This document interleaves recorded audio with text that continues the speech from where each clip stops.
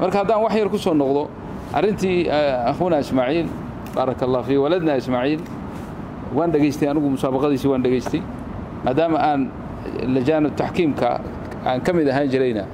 waxaan ku qiyaasay aniga agtayda ay kamid ahayd inuu kow ama laba mid gali doono marna buu ka hooseynaya isma lahayn ana waan dhageystay mustawiisaan ogaaday faj'atan waxa meeshii soo baxay sheeko kale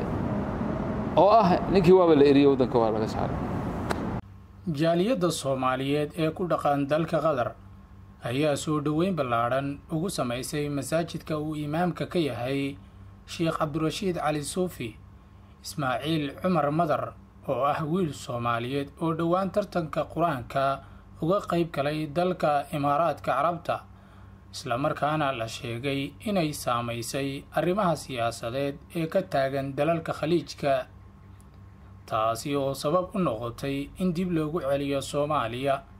wuxuuna intaasi kadib عسومت كهلي دولة غدر. أعوذ بالله من الشيطان الرجيم. لا يحب الله الجهر بالسوء من القول إلا من ظلم وكان الله سميعا عليما. إن تبدوا خيرا أو تخفوه أو تعفوا عن سوء فإن الله كان عفوا قديرا. عبد الله محمد علي معلنك إسماعيل مدر ayaa jaaliyadda Soomaaliyeed ee dalka Qatar uga mahad celiyay sida wanaagsan ee ay u qaabileen runtii waxaan rabaa inaan u mahad celiyo jaaliyadda Soomaaliyeed ee dalkan Qatar khaasatan magaaladan Dawxa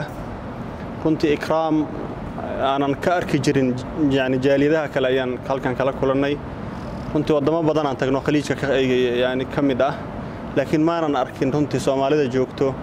ikraamka iyo runtii aan kala kulana halkaan oo kale maanan arag jazaakumullahu khayran waan kaga mahad celinaynaa runtii waa wax aanan ilaabi doonin oo yani mar walba niyada aan ku hayn doono wajazaakumullahu khayran runtii waxaan ilaaho kale ma garanayo Sheekh Cabdirashiid Cali Suufi oo madasha ka hadlay ayaa Ismaaciil ku booriyay dadaalka uu sameeyay wuxuuna sheegay markii uu qiimeeyay inuu gali lahaa kaalmaha ugu horeeya balse nasiib darro taasi aysan dhicin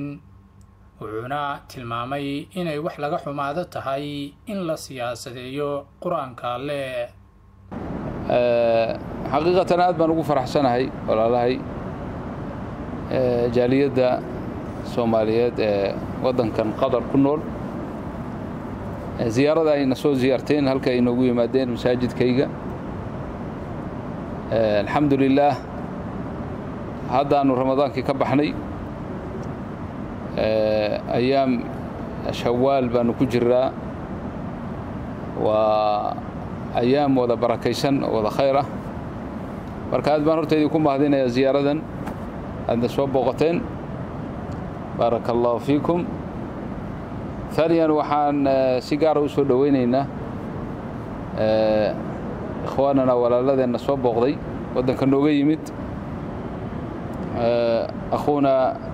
الشيخ عبد الله هي تلميذ كيسار دقيسة إسماعيل وقصاد لو ذا سعوتان هجرتي مع المدويد سبب ساس درتنا ودنك هالكن ويمد قدر ويمد وحير هذا تعليق غير كبحي أرنتها حقيقة مركي أي نسوق قال أرنا كحما النبي النقطي سببتها ده محافشة إسلامية يو مسابقات كقرآنية إن أمور سياسية لسود حقلية ما يسنهاي حقيقة يعني قرآن باللي شوي مد أرضي بقرآن لو ويري مسابقة دبي كذا على ومسابقة آد راقئة أو مال سر كتاجن مسابقات كعالمية عالم كإسلامية خير فربضنا قدمتي تشجيع يدلين يعني يرجلين واحد أرض العالم كمال كتمادة لله الحمد ورت إلهي بمهد له وحان سنة كسته أن ماشى كو أرجنا يملك له سابقات لغو سميي سومالي كسو قيم كلي شترتن كاس أو ودم كلا دوان كسعته لقي يابا شن لح مرمر طبعا بيجاري أنا ترى ميد ولا بيود الممثلة يا وانا سومالي مركز هذا وحي يركسون نقضه أرنتي أخونا إسماعيل بارك الله فيه ولدنا إسماعيل وان دقيستي أنا مسابقة دي وان دقيستي ما دام أن لجان التحكيم كم إذا هاي جرينا وحنكو قياس يعني أكتر إذا كم إذا هاي إنه كو أمر لبا متقلي دونه مرنا بوكه حسين يا اسم الحين أنا وان دقيستي مستوي إنسان وقاذي فجأة وحا ماشي صوب حي شاكك له أو نكي وابل إريو ودن كوارا كسحر وحفلتي بلا مسفوق لا مسفوقين وما حد داعي إلا waxay ku qotontaa arinta siyaasadda maanta iyo xurgufta wadamadan walaalaha dhexdooda martay marka waa ka xumaanay arintii arin aad u foolxun bay noqotay sababtoo ah quraan maxaa soo dhaxgelay sheekadan dawladuhu haysteen siyaasadaha isku khilaafeen ha kala boodeen ha isdagaaleen meeshay rabaan iskala dhaceen laakiin arday quraanka u timid in arintaas lagu saleeyo oo la yiraahdo dawladii aad ka socotay maadaama qadar aynan calaaqada u goynin annagana ku ikraami mayno darajadii aad mutaysatayna ku siin mayno wadanka nooga bax arin aad u foolxun bay noqotay marka horta arintaas wiilka kan uu ducaystayo Facebook waa ku soo leeyga maqashiyay isagoo leh إن شاء الله وحكى خير بدن بإله كرجيني أسمع وأخلف لي خيرا منها وحكى خير بدن هذا هو بهلايو يعني ولا جني شهردني شهردوينتني ومدي يردونه خير كنت قانيه تاسي وحكى خير بدن بنقطي ثانيا إن يعني وحن وجد عينينا إن السفارة الصومالية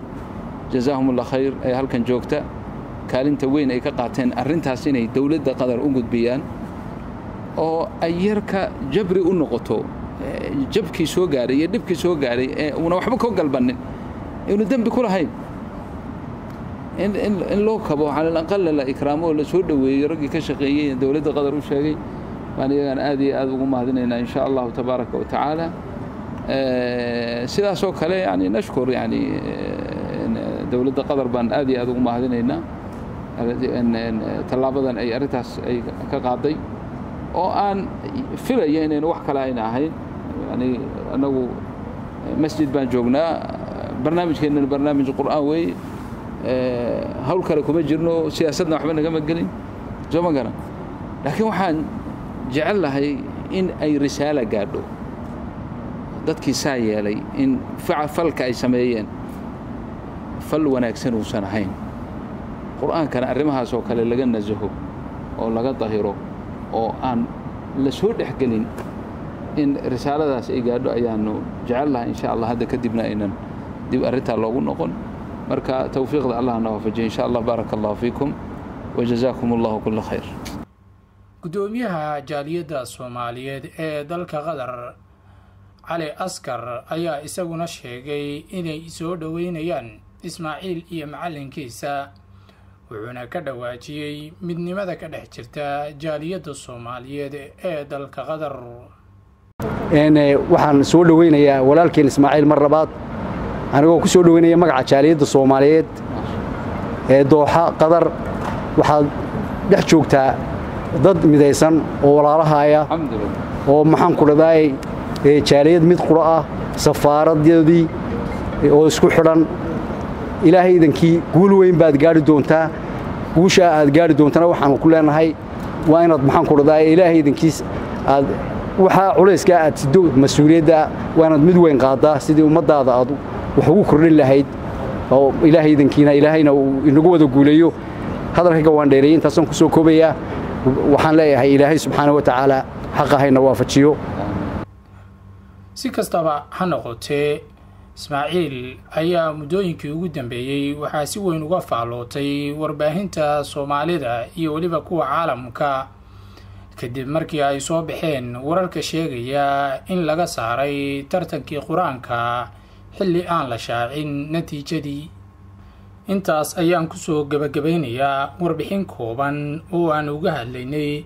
soo dhoweynta jaaliyadda Soomaaliyeed ee dalka Qatar ay u sameeyeen Ismaaciil Cumar Madar, waxaana idiin soo jeedinayay anigoo Axmed Darwiisha. tan iyo kulantii dambe, nabadiino.